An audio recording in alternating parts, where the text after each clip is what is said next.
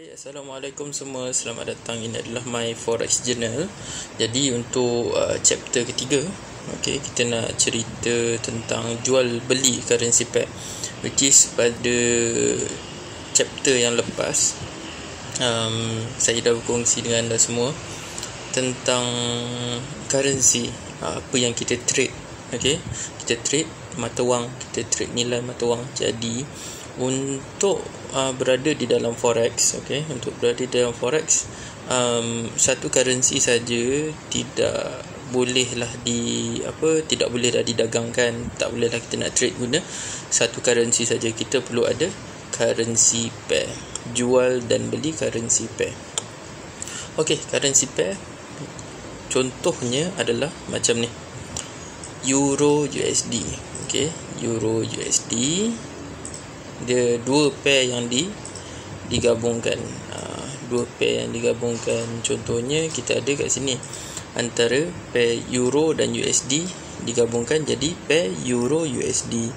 Dan macam GBP pun pairnya adalah GBP dan JPY, ataupun Pound Sterling dan juga Japanese Yen. Jadi kalau kita hanya trade euro sahaja dalam euro, itu dipanggil perniagaan lah, sebab kita gunakan satu mata wang je. Kita beli euro untuk kita jual euro untuk beli euro. Mudah cerita macam ni lah. Bila anda trade, anda bayangkan anda membeli barang. Membeli barang, anda ada RM3. RM3. Jadi anda nak beli buku. Buku harganya RM3. Jadi anda bagi RM3 dekat orang, dan anda dapat buku. Itu jual dan beli. Tapi anda dapat 3 buku bernilai RM3 Malaysia. Bernilai RM3 Malaysia, dan orang yang menjual tu dia dapat RM3. RM3 nilai mata wang. Jadi dia nak beli apa lepas tu, di situ hanya orang panggil dagangan, kira macam dagangan lah. Dagangan. Tapi kalau kita jual beli currency, jual beli currency, contohnya saya ada euro. Euro. Jadi saya nak beli USD. Saya ada euro, saya nak beli USD. Macam mana? Saya kena ada duit yang cukup. Jadi saya kena saya bagi euro dekat seseorang yang ada USD, dan orang tu bagi USD dekat saya.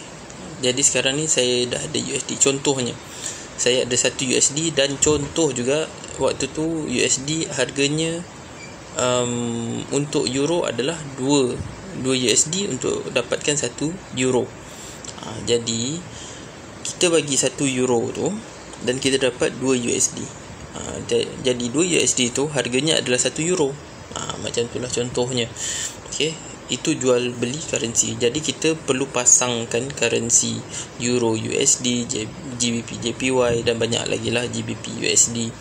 Jadi teori dia mudah macam ni. Kalau anda nak beli beli currency, jual beli currency, anda bayangkan euro, anda bayangkan euro dan USD. Anda bayangkan dua-dua ni.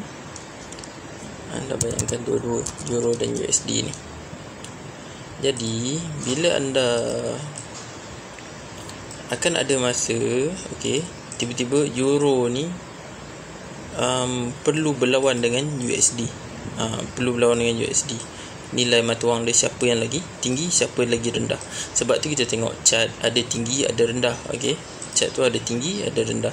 Sebab mata wang tu berlawan antara satu sama lain. Jadi siapa yang lagi tinggi harganya, dia tinggi lah.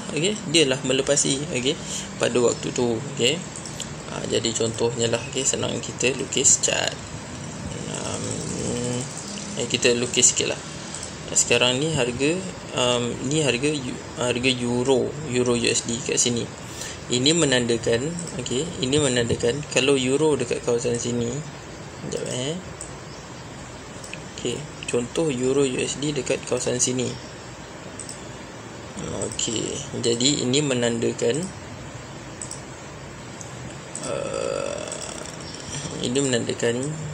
euro berada di harga yang lebih baik daripada USD.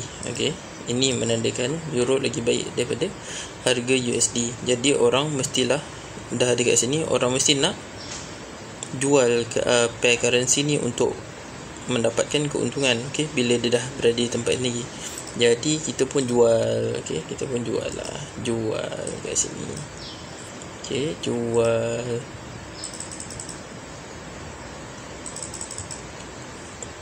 jual currency euro USD, pair currency euro USD, dan turun. Okey, turunlah dia, turun. Jadi macam mana dia nak turun? Okey, dia mestilah memerlukan mata wang USD ni, mata wang euro ni melemah. Okey, dan untuk menguatkan lagi turunan dia tu, USD perlu lebih menguat. Jadi dalam pair euro USD ni hanya euro dan USD sahaja yang perlu dilihat. Okey, hanya euro dan USD saja yang perlu dilihat. Data ekonomi ataupun mereka punya apa-apalah. Okey, asalkan untuk kita tahu. Ataupun contohnya USD tiba-tiba gempa bumi ke, ataupun presiden dia letak jawatan tiba-tiba ke, jadi kat situ akan memainkan peranan dekat harga, okey, euro dan USD. Tu teori ringkas lah, teori ringkas pasal macam mana pair currency tu boleh bergerak atas dan bawah. Mudah je hari ni. Okey, hari ni tak nak cerita panjang-panjang. Kita cerita pasal jenis-jenis pair yang ada lah. Okey, jenis-jenis pair yang ada, yang pertama sekali adalah major pair. Okey, major pair, kawan-kawan semua, major pair ni adalah pair yang ada kaitan dengan USD. Okey, sebab USD ekonomi terbesar, ekonomi yang besar juga, okey, dekat dunia ni, antara yang terbesar lah. Okey, jadi orang semua mengambil perhatian dekat USD ataupun Amerika Syarikat USD. Okey, contoh major pair yang ada, USD Kanada. Okey, ni pair USD di pairkan dengan Kanada dollar. Okey, kemudian USD JPY. Okey, jadi USD di pairkan dengan Japanese yen ataupun tiba-tiba USD CHF. Okey, USD CHF. Ada apa lagi? Euro USD. Okey, Euro USD ni pair yang popular lah, Euro USD. Okey, Euro USD. Kemudian kita ada GBP USD. Nampak dia mesti ada USD. Alamak, ada bahasa Arab pula lah. Tukar. Okey, GBP. Masya Allah, kenapa ni? Sebentar. Mesti semua pelik kan, kenapa saya pakai AI. Sebab entahlah, selama ni bila saya belajar, saya memang guna AI. Saya guna Adobe Illustrator. Okey, lepas tu banyak lagi lah. Okey, NZD USD ke, pair utama yang ada lagi. Saya kalau nak check lagi contoh lah, okey, senang kita cari. Okey, sekejap, kita tengok trading view. Okey,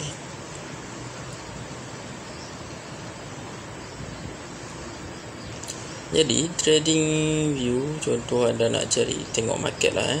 Sini ada currency. Okey, major currency yang ada,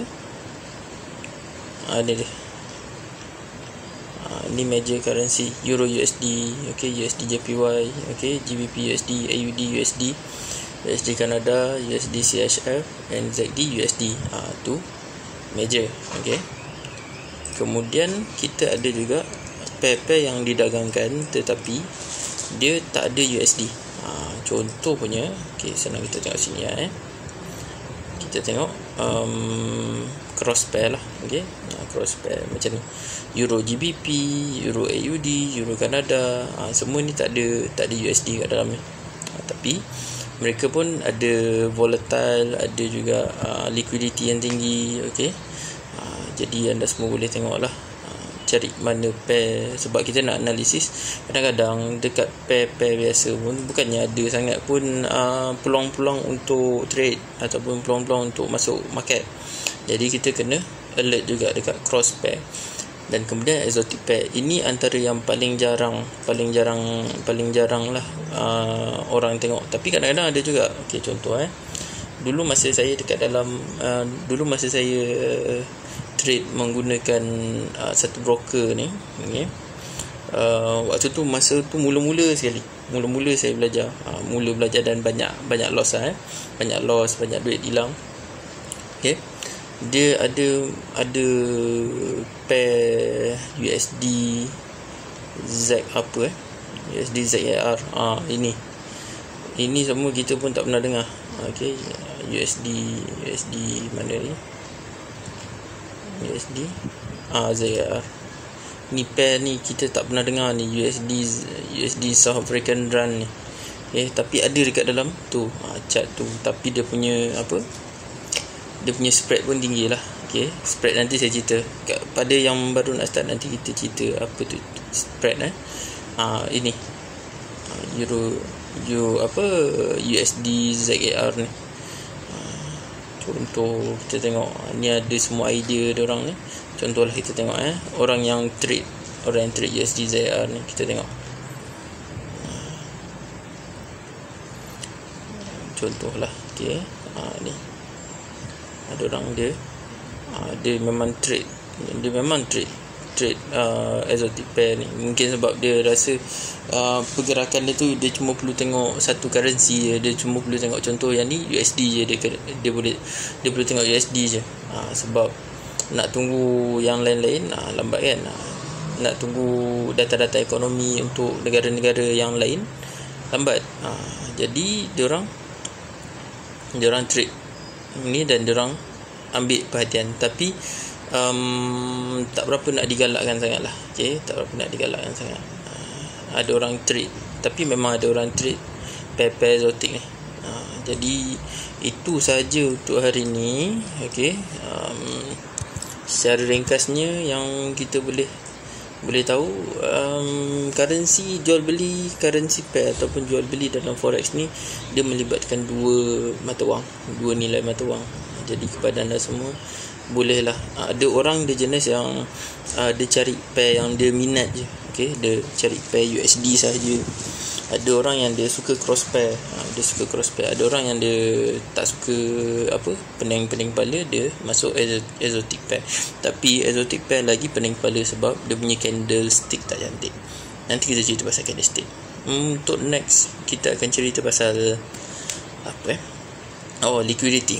Alright, liquidity. Jadi anda semua stay safe. Thank you very much. Assalamualaikum. Bye.